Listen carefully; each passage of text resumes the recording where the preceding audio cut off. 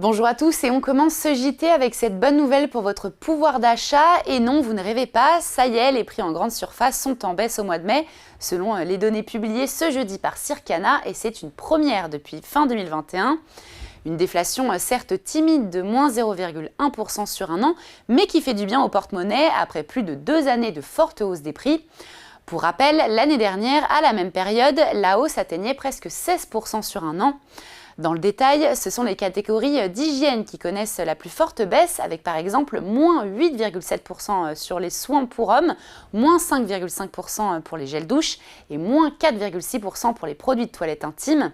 Et à l'inverse, certains produits continuent d'augmenter, c'est le cas par exemple des huiles de plus 8,1% ou encore des jus de fruits de plus 5,6%.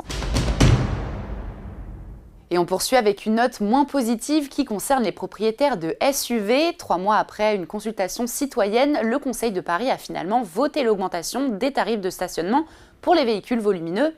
Un triplement des tarifs qui entrera donc en vigueur dès le mois d'octobre et qui touchera surtout les visiteurs de la capitale, mais pas les professionnels. De leur côté, les personnes à mobilité réduite continueront de bénéficier du stationnement gratuit. Les tarifs s'élèveront à 18 € par heure pour les 2 premières heures dans les arrondissements centraux et à 12 € par heure dans les arrondissements périphériques. Et on termine ce JT de la semaine avec vos impôts, pas ceux de 2024, mais ceux de l'année dernière. Et oui, alors que la campagne de déclaration des revenus 2023 touche à sa fin, la Direction générale des finances publiques a révélé dans un document les chiffres perçus en 2022. Résultat, on y apprend que moins de la moitié des foyers fiscaux français, plus précisément 44,7%, ont payé les 82,1 milliards d'euros de recettes. Sur les 40,7 millions de foyers fiscaux, le nombre de foyers s'acquittant d'un impôt strictement positif a diminué de 0,4%, soit 18,2 millions de foyers pour un montant moyen de 4 663 €.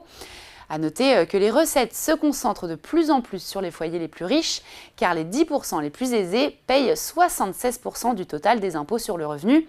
Une proportion qui a augmenté ces dernières années puisqu'elle était de 74% en 2020 et de 75% en 2021.